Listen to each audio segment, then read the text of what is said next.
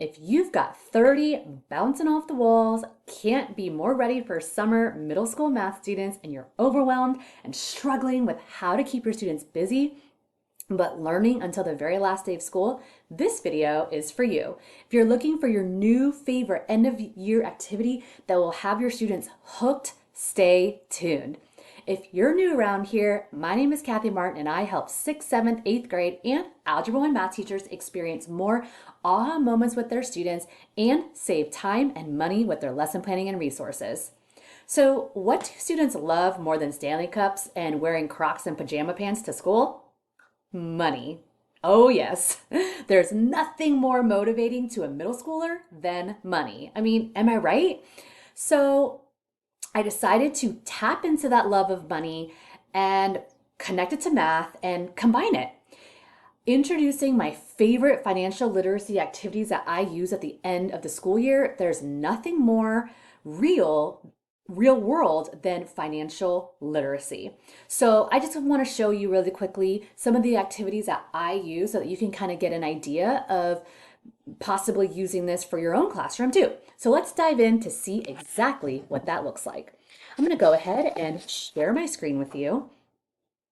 Let's see. Okay, here is the first activity. This is all about college and career. Whether or not our students want to go to college, if they don't want to go to college, totally fine, but they will have to work, right? So this is just kind of exploring those options. And so this activity it allows them to kind of dive deeper into things like reasons why people go to college, why not to go to college. It gives them reflections, what career path they might choose, things to consider, a lot of things that nobody might have asked them yet, but things that we want them to know. There's more to this activity, but you get the gist. Next is our shopping project.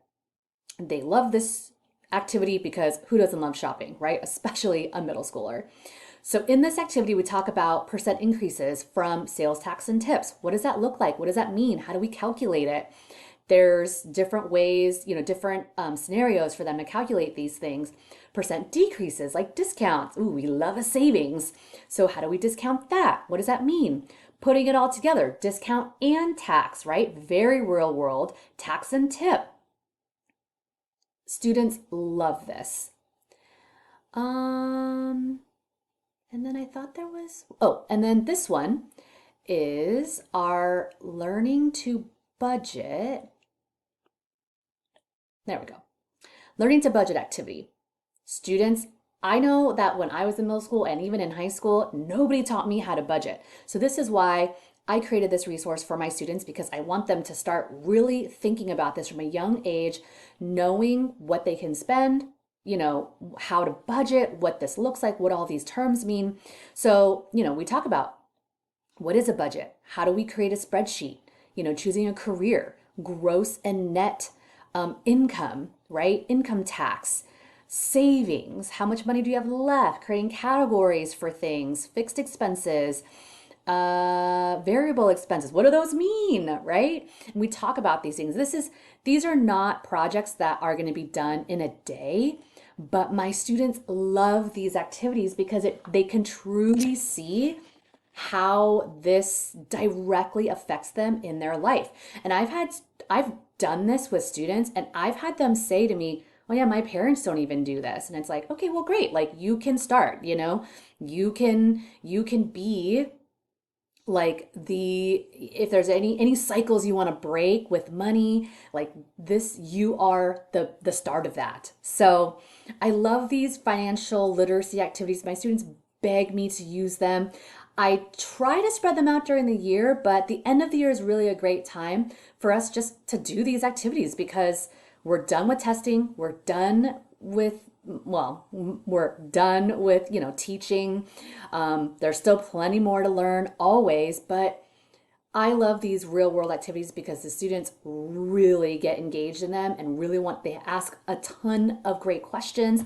And if you want to grab these resources too, use the link below in the description box. You can grab them and use them today in your classroom. and your students will love them. Check out the next video where I will share more resources that my students are obsessed with and beg for. So I can't wait to see you in our next video. Until then, see ya.